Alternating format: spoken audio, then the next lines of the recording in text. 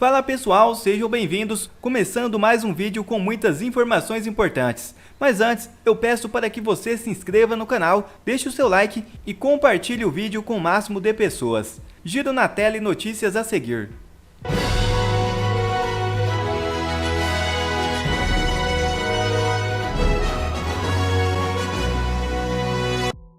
Deputado federal Lindenberg Farias propõe a expulsão do embaixador de Israel após reunião com Bolsonaro.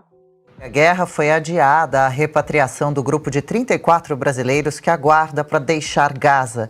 Apesar de finalmente terem sido incluídos na 7ª lista de estrangeiros autorizados a cruzar a fronteira entre o sul da faixa de Gaza e o Egito, o governo egípcio determinou o fechamento da passagem, inclusive para estrangeiros autorizados a usá-la. Hoje, apenas 5 ambulâncias com feridos foram autorizadas a passar por essa fronteira. De acordo com o embaixador do Brasil na Palestina, Alessandro Candeias, uma nova tentativa será feita amanhã, neste sábado. Alexandre Garcia, boa noite, bem-vindo, boa sexta-feira. O governo não consegue mesmo negociar um assunto importante como esse da guerra, está claro, não é, Alexandre? Olha só, o Augusto falou da idade do Hitler, e eu gostaria de lembrar que hoje, 10 de novembro, não é apenas o Estado Novo do Getúlio Vargas, não. 10 de novembro é a segunda Kristallnacht, a segunda noite dos cristais na Alemanha, em 1938, em que os nazistas atacaram sinagogas, atacaram lojas de judeus, atacaram residências de judeus e quebraram tudo. Esse é o objetivo dos nazistas, acabar com os judeus. Está se repetindo hoje, o mesmo objetivo. Então, daí o cuidado que a gente tem que ter quando fala em Palestina, que hoje é dominada pelo Hamas, que é um grupo que tem o mesmo objetivo de Hitler e seus nazistas. É uma data para a gente lembrar. E a Kristallnacht se converteu no Dia Internacional do Combate ao Nazismo e ao Antissemitismo. Esse dia junta os dois, antissemitismo e nazismo, como sendo a mesma coisa porque tem os mesmos objetivos. Então é bom que a gente lembre disso. Nesse 10 de novembro, né, ficou para ser lembrado como o dia contra o nazismo e contra o antissemitismo, e para combater o antissemitismo, para que nunca mais acontecesse. E aconteceu. E está acontecendo, mobilizando inclusive políticos aqui do Brasil em favor desse, ou contra essa tentativa de lembrar para o mundo uma história que não deveria jamais ser repetida. Adriano? Lembranças resgatadas. E a gente segue nesse assunto. Ontem o ministro da Defesa, José Múcio, comentou o encontro entre o embaixador de Israel no Brasil, Daniel Zonshine, com o ex-presidente Jair Bolsonaro. Segundo o ministro, a repatriação de brasileiros não pode ser politizada.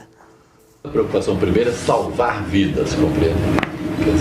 Não pode politizar um momento desse, partidarizar um momento desse.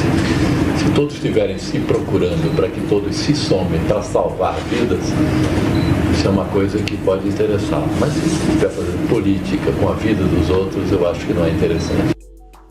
E ainda, o PT quer que o embaixador de Israel no Brasil seja expulso do país. Em postagem na qual recriminou o encontro entre o diplomata e Bolsonaro, Lindenberg Farias afirmou que o embaixador passou do limite.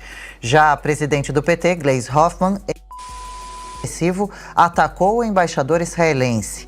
Para Gleisi, Daniel Zonshine se intrometeu na política externa do Brasil ao se reunir com Bolsonaro e parlamentares da direita no Congresso para exibir um vídeo sobre o ataque do Hamas contra Israel. Abro aspas aqui. A aliança espúria entre Bolsonaro e o embaixador de Israel é mais repugnante ainda porque envolve a segurança e a vida de cidadãos brasileiros mantidos sob cerco e ameaça no massacre militar na região da faixa de Gaza. Fecho aspas para Gleisi aqui. Silvio Navarro, quais esforços o governo está fazendo a favor, afinal de contas, dos brasileiros em Gaza? Nada funciona? O esforço do governo brasileiro, da diplomacia brasileira, é tentar colocar justamente os brasileiros contra Israel. E isso está falhando. isso está falhando, porque os brasileiros, com exceção, evidentemente, de quem é de esquerda, aqueles esquerdistas irremediáveis, e a maioria da velha mídia no Brasil, da imprensa tradicional, os brasileiros estão movidos em solidariedade a Israel, que vai vencer a escuridão, que vai vencer esse confronto contra a barbárie. A civilização vai conseguir conter o avanço desses selvagens que protagonizaram um banho de sangue horrível, e é melhor parar por aqui para não ter de descrever cenas que já doem demais e isso já dura mais de um mês. Quem politizou toda essa situação foi o governo brasileiro e, especialmente nesta semana, o ministro Flávio Dino, que conseguiu criar mais um problema diplomático para o Brasil, desta vez com Israel. O presidente Jair Bolsonaro tem o direito de se encontrar com quem ele bem quiser, tem o direito de se manifestar a hora, quando e onde ele quiser. É um homem livre, mas isso o PT, o ministro Flávio Dino, este governo não quer. Por quê? Eles querem que o presidente Jair Bolsonaro saia de cena, seja do ponto de vista eleitoral, seja do ponto de vista como cidadão, seja como cabo eleitoral, ou seja simplesmente cumprindo o papel que lhe cabe. O papel de alguém que saiu com um capital gigantesco das urnas e líder da oposição hoje no Brasil. O PT não quer, porque o presidente Jair Bolsonaro é muito popular. Por onde ele passa, ele arrasta multidões, ao contrário do atual mandatário da República, que precisa ficar encastelado, não pode sair às ruas e opta por uma viagem internacional a cada 20 dias, com alguma desculpa, inclusive num calendário que é ajeitado pela senhora primeira-dama Janja, para que ele não fique aqui em território brasileiro. Retomo. Este problema, este entrave diplomático foi criado quando o ministro Flávio Dino resolveu reclamar, se queixar que o serviço de inteligência israelense, um dos mais reconhecidos e renomados do planeta, a Mossad, alertou para a presença de terroristas do Hezbollah, terroristas libaneses, é um movimento que do sul, atua na fronteira do sul do Líbano com o norte de Israel, tem um arsenal paramilitar muito mais poderoso do que o do próprio Hamas e é aliado do Hamas nesta ocasião. 2 brasileiros aliciados por terroristas foram presos em território brasileiro e confessaram tudo isso. Ou seja, o Mossad, Israel fez um bem avisando o Brasil de que precisa prestar atenção. E, aliás, a nossa Polícia Federal, que o ministro Flávio Dino disse ser dele, ser sua guarda pretoriana, deveria estar muito mais atenta. Talvez tivesse tomado essa medida antes do alerta pela Mossad. Mas como o presidente Jair Bolsonaro se encontrou com o embaixador de Israel, por acaso, no Congresso Nacional, ele estava lá por causa da votação da reforma tributária, no caso do Bolsonaro, aconteceu esse encontro porque o embaixador tem feito alguns encontros, inclusive esteve com o jornalista, a Revista Oeste esteve presente em um desses encontros para exibir imagens da escuridão, do terror, do que o Hamas fez com civis, com bebês, com crianças, com homens, mulheres, mães e avós. É disso que se trata. Quem fez mal nesta história, a nossa diplomacia, foi o ministro Flávio Dino ao politizar essa situação. Ana, essa situação toda dramática e essa última declaração, ataque de Gleisi, Ana? Pois é, Adriana, o PT está nu, né? Como se nós não soubéssemos a genética petista, corrupção, esquemas, as relações, as alianças espúrias, para usar o que a Gleisi disse, com regimes totalitários, né? Irã, Venezuela, Nicarágua, Cuba, o Foro de São Paulo, de volta o Brasil aí encabeçando o Foro de São Paulo. O Foro de São Paulo que muitos esquerdistas no Brasil disseram durante muitos anos que era uma teoria conspiratória, dessa turma da direita, do Olavo de Carvalho, e agora está aí com todas as letras, né? Aliança espúria.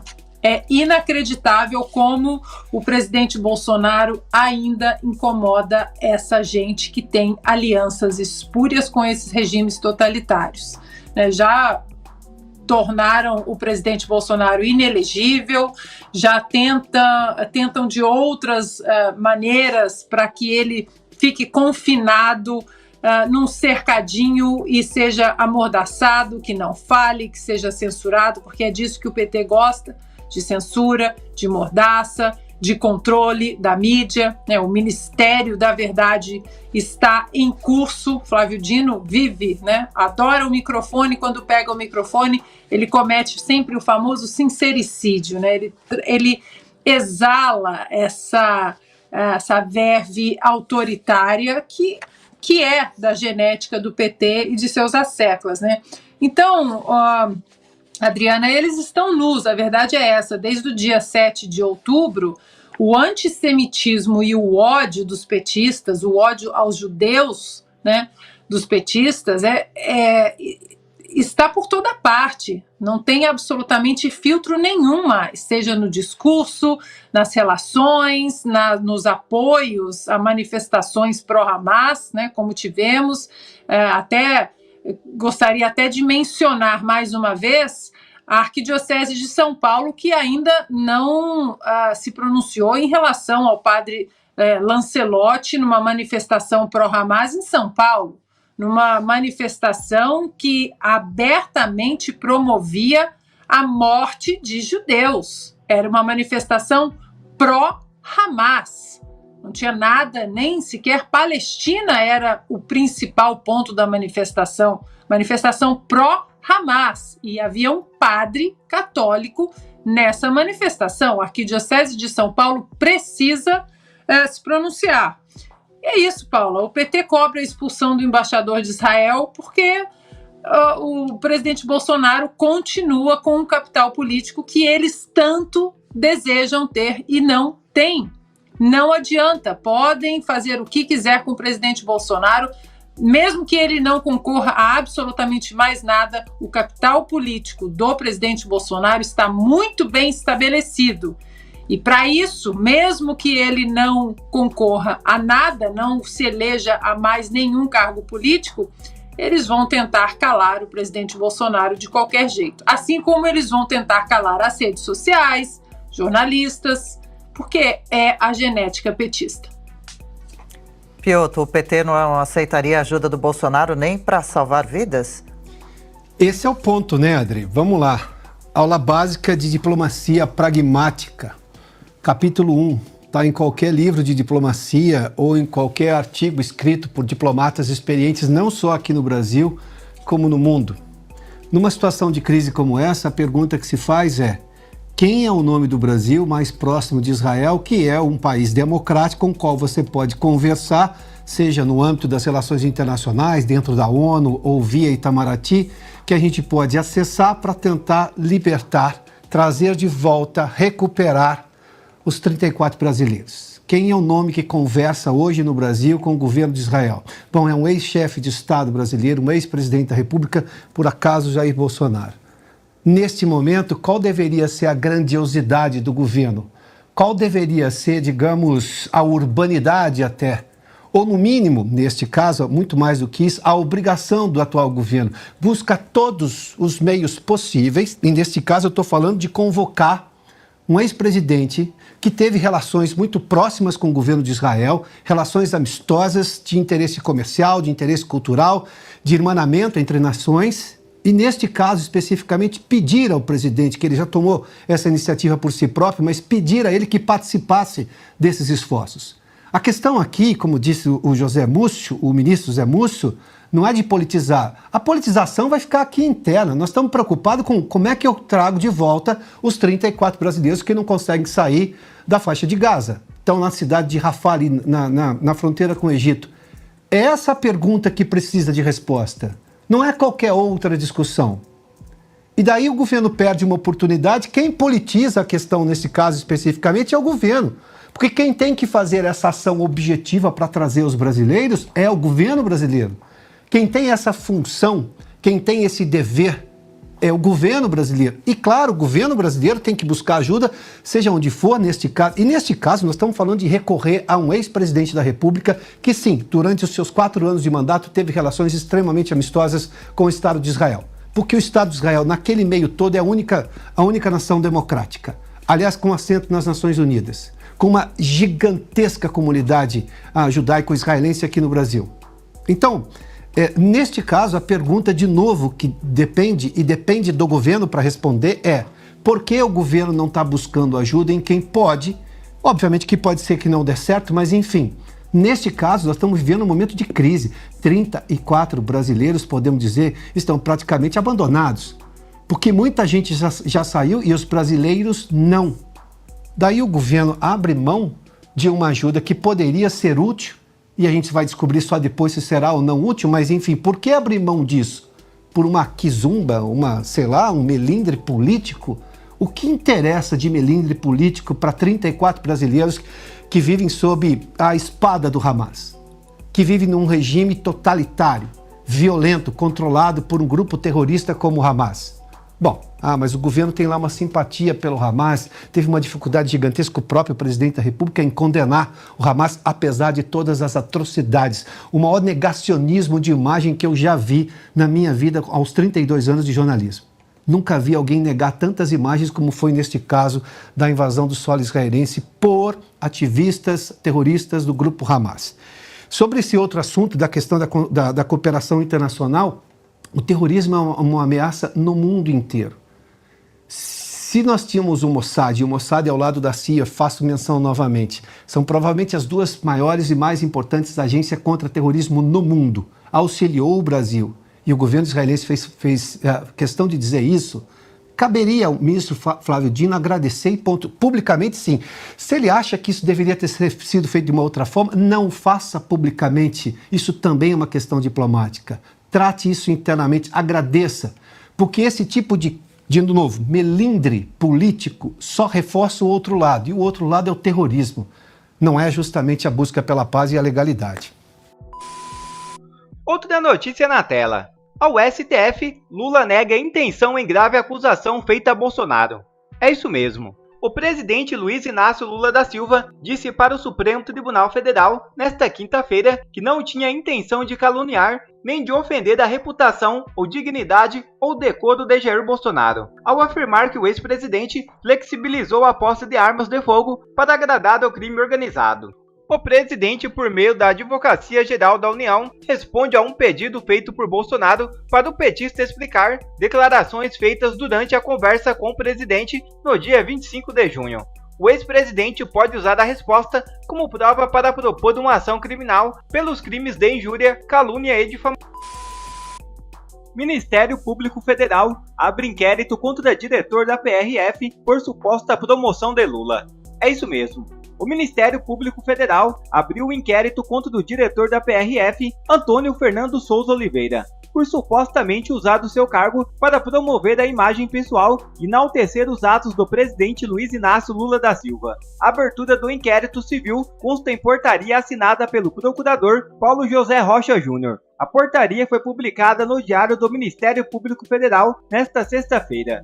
O processo foi instaurado depois de o deputado federal Alexandre Ramagem enviar uma representação ao Ministério Público Federal. O inquérito aberto contra o atual diretor da PRF fala em suposto ato de improbidade administrativa. Segundo o documento, o policial teria tentado ainda usar a função para enaltecer os feitos do ministro da Justiça e Segurança Pública, Flávio Dino. Bom, quer receber mais conteúdos como esse? Então inscreva-se agora mesmo no canal, deixe o seu like e compartilhe o vídeo com o máximo de pessoas. Assim você vai estar me ajudando demais. Fico por aqui, um forte abraço e que Deus abençoe a todos. Brasil acima de tudo e Deus acima de todos.